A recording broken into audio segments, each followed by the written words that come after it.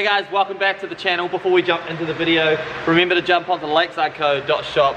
It's my YouTube merch brand. Grab yourself a t-shirt, a sticker, a snapback, support the channel, help me keep making awesome content for you guys to watch. We're just going back into lockdown here in Melbourne, so it means I'm going to be here at the factory pretty much just making videos over the next 7 days, which is rad. But today is a very exciting day because we are getting straight into our new engine build. As you can see, we're in the shop full of E36s, which is freaking sick. This one's for sale, by the way, manual 320i, runs amazing, very cool car.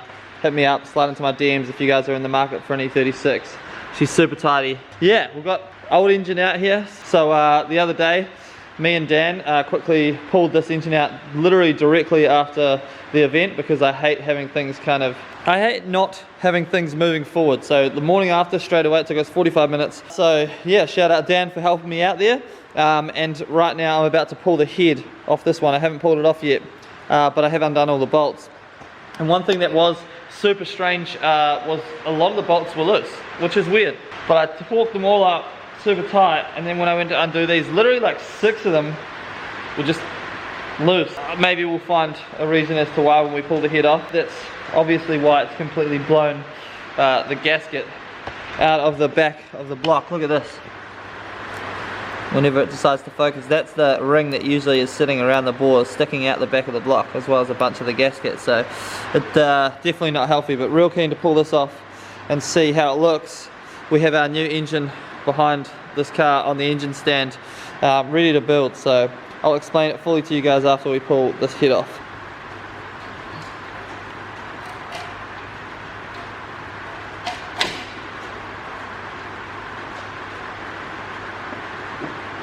Alright, so here is the state of it once I pulled the head off, and look at that. Wow, both of them, it's just blown them straight out. And that's what happens when your head isn't torqued down as well as it should be. But one of the weird things, right, is I thought I over torqued this head bolt and pulled it out of the block, but I haven't. It's still solid in there. So I'm super confused. Maybe I don't know. I'm so confused. But I'm gonna pull the back bolt. I'm gonna pull the bolts out and just see what's going on. Wow. The adventures of Mike Blake and building engines. Isn't it always just, there's always something new going on. It turns out that our block is actually stuffed.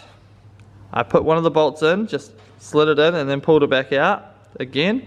And this is what come out with it. And this is the thread from our block. So basically what's happened is, I torqued everything on this block, the ARP head studs, down to 75 foot-pounds, which is too much for the alloy block. That's what's recommended for the cast block, right? And basically that lifted the threads up out of the block, so once I run the engine through a heat cycle, that's why half of the bolts were loose, and that's obviously why the gasket blew out of the block itself, which is a right shame. But at least I know that that was the issue, and it's very clear now. So that us building the new engine is the best way to go about things. A friend of mine, Tyrone, who's a right dosser from England, runs the ARP head studs in his 2.8 litre alloy block. He runs like 450 horsepower through it, 0 issues. He torqued his head down to 65 foot-pounds, which is 88 newton meters, and that's what we're gonna do. Nothing over, all right? So we've got our new head gasket, and I'll show you guys the new block. So here is our fresh new block. So this was hooked up from Nathan from Burnouts Unlimited, who did the door cards on our purple E36. And this thing actually come from a turbo E36. The dude had it completely built, and then he decided he didn't want to run it anymore. He had an automatic gearbox behind it. The gearbox wasn't holding the power. So the head has been completely, everything done to it from a machine shop. It's so freaking clean on the inside. It's hard to see, but this thing is like super clean. Had everything done, new valve stem seals, valve springs, all of the lot. The receipts for everything, which is mad. Still got to water blast that, but the block also, everything is just, it's super clean and good to go. So I'm real pumped about this. We've got a brand new head gasket. So we're doing kind of a budget build. Obviously, we're not doing the full build, which is, you know, rings, bearings and everything, but that's already been done on this. So we're going to leave the magic inside it, but we're going to build everything else from there. So I'm going to put a GoPro on my head, we'll do a pod view, and we're going to put this whole thing together, and I'm super pumped about it. So a bit of a different video for this channel, but it's going to be sick, so let's do it. Alright, engine build time, guys. So we've got our beautifully clean block here. Like I said earlier, this engine was already boosted, was built for boost, but it was only run for like less than 1,000 kilometers from what I believe. As you can see, it's nice and super clean. The same with the head. So the head was all done in a machine shop, built, and just pretty much all fresh. So as you can see, it's nice and clean. And we'll compare this to my other head that we have over here, and that came off the block that we had the blown head gasket. And as you can see the difference, it's just not near as clean, because this is a head that wasn't done by a shop, has never been checked over, and was just off a completely stock motor. Still ran great, still, you know, did everything it needed to do, but you can just tell the difference between the two, which is fantastic. So right now what we're going to do first is take our new head gasket and we're going to put it on the block. Everything's nice and clean, and we're going to put the head on and we're going to torque it down, which is the scariest part of the whole build, and this is the first thing we're doing, which is always fun. So I am definitely nervous. We are using the ARP studs, so we've got the ARP studs here. I did do some measurements before just to see, because a lot of people said that they're shorter and whatnot, but they do go down to the same depth that the stock head bolts would go down to. So we are in a good position. Everything's clean, good to go. All right, here we go.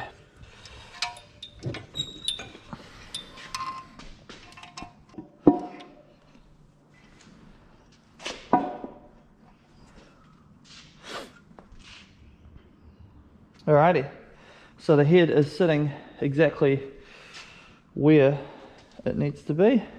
Beautiful. So next up, we'll go ahead and we will put the head bolts in one by one. Shout out to you guys who said obviously do it without the cam trays in, it's much easier. I'd never actually taken the cams and cam trays out of a head on a BMW motor before, so I think I thought it was more complicated than it was, but it's very simple. Everything just slips out, as you see when we'll put the engine back together. Alright, next up we throw these washers, make sure they're nicely seated in there, one by one. So I should say that this type of build here is like a budget turbo build, and pretty much what you're doing is just doing a refresh on the motor, and this would be good for anything kind of power wise, 250 kilowatts, and you're in a pretty good spot. It'll be reliable all day, every day. But anything over that, you want to start putting rods and pistons into your motor, forged rods and pistons. The stock head gaskets are pretty good for high power as well, from what I've heard, but then again, the alloy blocks anyway. Once you start to run real high power, you want to do a cast iron block. But as we're looking for this kind of 230 kilowatt mark, and we're pretty happy with it, this engine should do us, cross fingers, for a long time. So now we start threading the head bolts in, the ARP bolts, just finger tight. So you thread them down, a little difficult down there, so they got the Allen key head on the top, so we'll grab the Allen key and we'll start inserting them one by one. So these should go very easily into the block. If you have any hesitation at all, you need to pull them out, and you need to basically get the gunk out of the threads, or make sure that the threads themselves are actually good, right? And you don't want to force these in with any torque at all as well. So once you hit the bottom like I just have, that's it, done. Okie dokie, so it's time to torque the head down, which is the part that's most nervous or nerve-wracking for me to do. I've got the roller door open, the sun is shining, but what we have is I've got my foot-pounds to Newton meters converter on my phone, and I've got the instructions on my phone for the sequence that you torque the head down to, but I'll put that up on the screen right now as well. And so there's a certain sequence that you have to follow, and it just distributes the load evenly over the head gasket, I guess. And I don't know, man, I'm not a scientist, but yeah, first things first, it says torque it down to 25 foot-pounds, no, 34 Newton meters, and then 50 foot-pounds, and then 75 foot-pounds, but we're only going to 65 foot-pounds, not 75, because it's the alloy block. Let's go to the 34 Newton meters.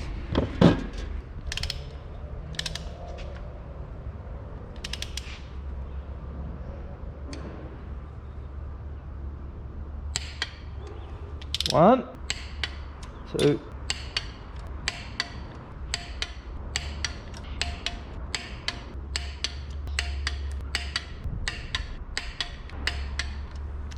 Okay, that's the whole sequence done once at the 34 Newton meters or 25 foot-pounds. So now we go again, 50 foot-pounds. Starting again, here we go.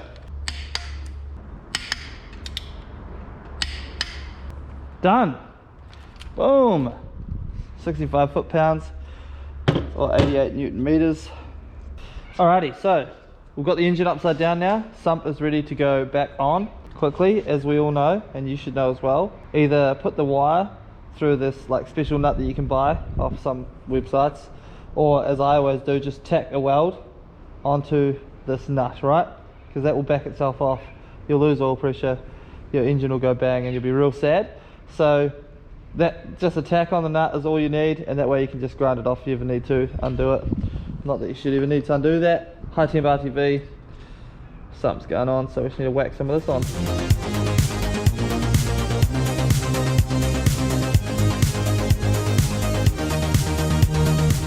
Alright, time for the sump to go on. Very simple.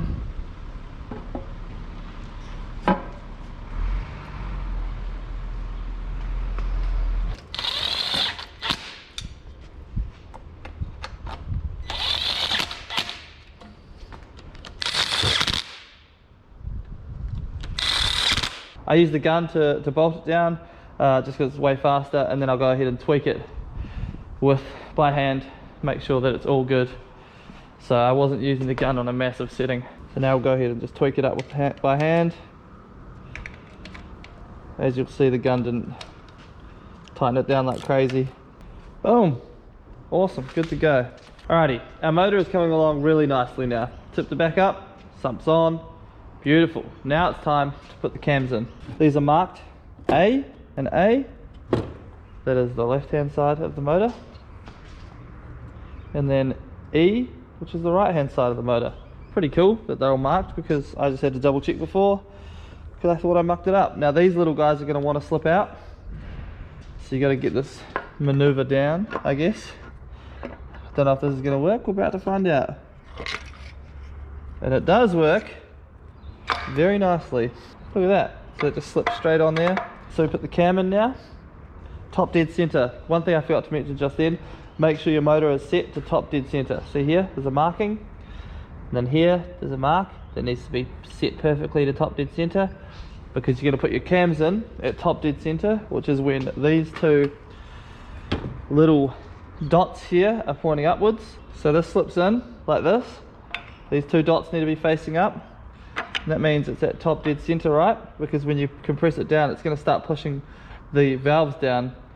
That, like these ones for example, are going to push down because the lobes are pointing downwards, and it's going to open up those valves. And if you didn't have the engine set properly at top dead center, and this at top dead center, there's a very big likelihood that that valve is going to go down and hit the piston. You'll be literally compressing the valve into the piston, which will be a terrible time. So, and then we have all of our covers here, and they're labeled A1, A2, A3, A4, A5, A6, A7. That obviously goes on A side, and 1 starts at the front, 2 all the way to the back, just like that, right? Now we get all the nuts over here. Please excuse my organization, but I do know what I'm looking at and what I'm doing. So if you guys are doing this and doing it for the first time, make sure everything's organized. Do what I say, not what I do. I believe that's the saying. This will be the same deal as when you're doing the head gasket as well. You don't just do one up all the way down. You kind of go in sequence so that you can press the cam down slowly. Boom. All right, cam's in. Everything's good. So now I'm going to do the exact same with the other one. You don't need to see it because it's literally exactly the same process. So I'm just going to flick forward to the cam just being done, and we'll move on to the Vanos. All right, now we are on to the fun part, and that is the Vanos install. So first things first, we'll grab our main sprocket, right, under the cable tie. So the timing chain is sitting under the engine, so I'm going to flip it upside down. It should come back up. It's the beauty of having it on an engine stand. There we go. Flip it back up, and then we're going to flip the engine back over again. Now we have the sprocket. Look at the engine level. Alright, so we want this to be sitting with the, like that, with the bolt holes all the way to the left. This should just slip in because there's nothing else currently holding it. Look at that, boom. Now we need to figure it out. Nope, that's not right, so we slide it on the teeth, and that looks to be pretty bang on to me. So there's that part done, easy. Also, as you'll see here, look at this contraption that I've got on the back of the head. So usually people use Vanos timing kits, which basically all they do, it's just a timing block that slips in here that holds these exactly straight, right? So they can't move when we put the Vanos unit on, and you'll see why soon. I've just got a head bolt here that I cut. There's a flat head sitting here, and then literally a G-clamp pushing in so that these can literally go nowhere. The same as that Vanos timing kit, I just don't have one. And I've never had to use one. Always comes up pretty good. Alright, next step. Next up, we chuck the timing chain tensioner in. So it literally just slips in. Boom. Just like that, Sonny. Alright, start doing that up. Not going to do it all the way, just enough to put some pressure on the timing chain. All solid now. Magic. So next up, we're chucking our plastic chain guide in. Slips in just like this. With the big long bolt in there. Into its home. So chuck that on. Torque them up to 10 Newton meters, or basically just till they're firm. We're going down. Lovely. Alright, next up, our chain guide tensioner goes on. So it slips in once again, and this is 10mm bolts. So they like to switch between Torx bolts and 10mm bolts, which is always fun. One up the front to align it. Oh, I put the wrong bolt in, as you can clearly see.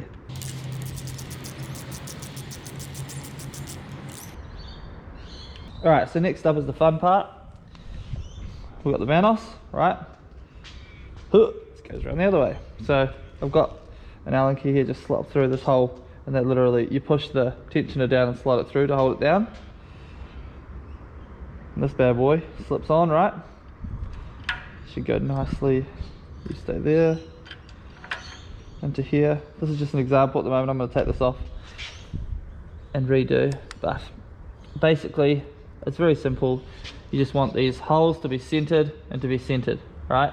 And then we can move on to the next part. If they're not for any reason, it means that your alignment is off somewhere else, but it's pretty straightforward, right? Centered. So I've now bolted our front plates on. Everything's centered.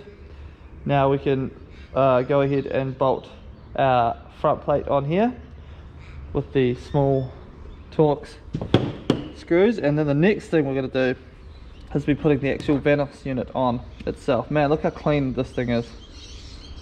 It's brand new. This whole thing is just fantastic. Such a good deal on this engine. We're going to rotate this all the way to the right. Alright. So rotated that all the way to the right. I know it's a bit of a funny way to do it, but that's all the way right now. Can't go any further. And that's why we have the Vanos timing block contraption here, so that the cams can't move when you're doing that. Now we grab our Vanos unit, okay, and this is going to be slipping onto the front, right? So it's slipping in here. You want to get this lined up. There we go. See, that's in now, so I can't twist anymore. And then we're going to rotate this now to the left. And you need it to grab. So that grabbed there, but you want it to grab on the first tooth possible. So that's pulled in, and that's grabbed. And then as you keep rotating, it'll pull it in. Look at that. And then we go ahead, chuck the bolts in and bolt it up. And then through these holes here, we do that up and these up, and then we take our spicy contraption off the back. And that is the Vanos done. Alright, our Vanos is officially installed. Very happy with it. Everything looks good. We've taken off our spicy contraption on the rear. Alright, one of the things I'm keen to check before I do anything else and do that up is just turn the engine over, make sure everything is all good.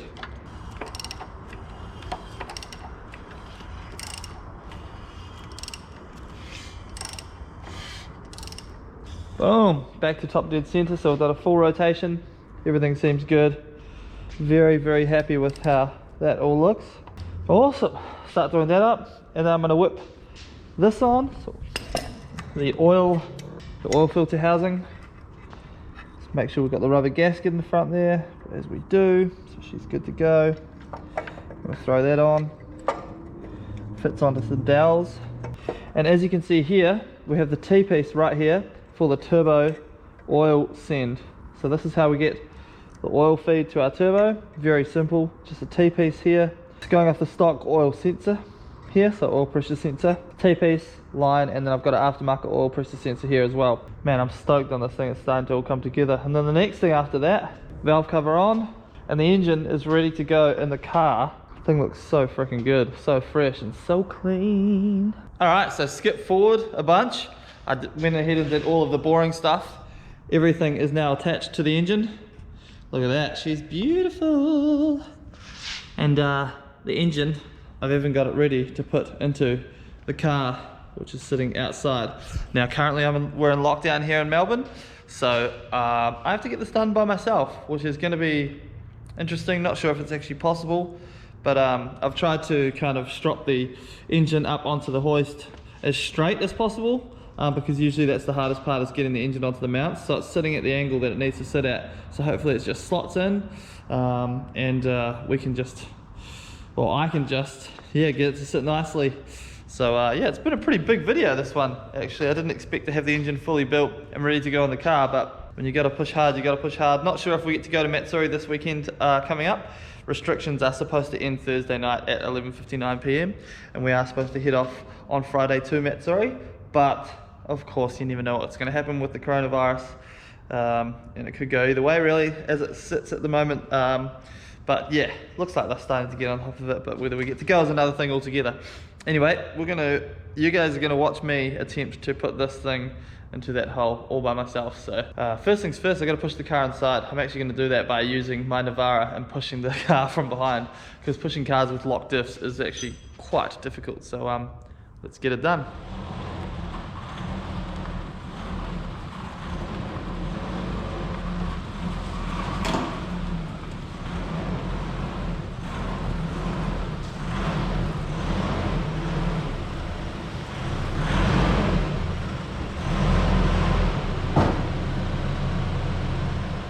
Alrighty, so it's time to put the engine in the hole.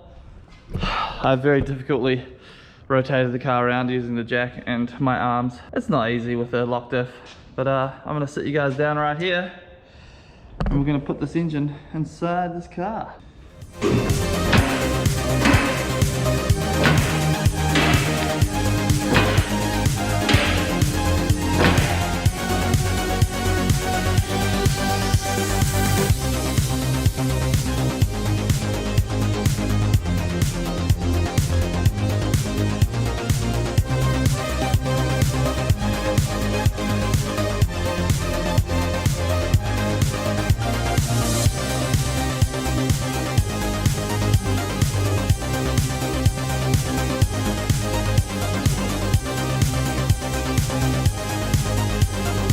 Alright, so the engine is half in. Sorry about the footage if it looks a bit average. It's on the GoPro, but it is what it is. And suss this out. So here's a strop, and I've got it going to the handle that releases the hoist and lets it go down, because usually I'd have someone here to let it go down. So I just pull this and it allows the hoist handle to go down, which is hilarious. But we're in on one side here on the engine mount, which is all we need. So now all I do is grab the jack, jack it up underneath, and then just slide it onto the other engine mount, and then the engine will be nicely and safely in its home, which is absolutely epic. All right, last little bit, drop the engine onto the engine mount. Might be a little bit hard whilst holding a camera, but maybe it'll just fall straight on. Hey, it fell straight on. Oh, Of course the engine falls backwards because no gearbox mount. The engine is in its home and on its mounts, which is just super epic. So now everything is just about plugging everything up, putting it all back together. I'm going to tidy some of the wiring up while I have an opportunity. So stoked. Also, that's the tidiest the engine's ever looked, which is pretty nice. Oh man, after we've done one heat cycle with this, I will pull the valve cover off and just double check the torque on the head bolts to make sure that that's all good. So literally a couple laps out on the track, not going to push it hard or anything because I'm going to be super nervous after what happened last time. Come back in, check the head bolts, and we'll make sure that's all good. But in the next video, we will complete this whole setup and put everything back together, and hopefully it's the best that this car has ever been in terms of the way it runs. Obviously starting an engine for the first time is always very scary, but thank you guys so much for watching. I hope you guys learned a little bit of something or other whilst watching the video. I always appreciate you guys' support. Feel free to voice your opinion in the comments below. Hit that subscribe button, join the family, follow me on Instagram at @itsmikeLake. Hit that like button if you did enjoy this video, and I'll see you guys in the next one. Peace.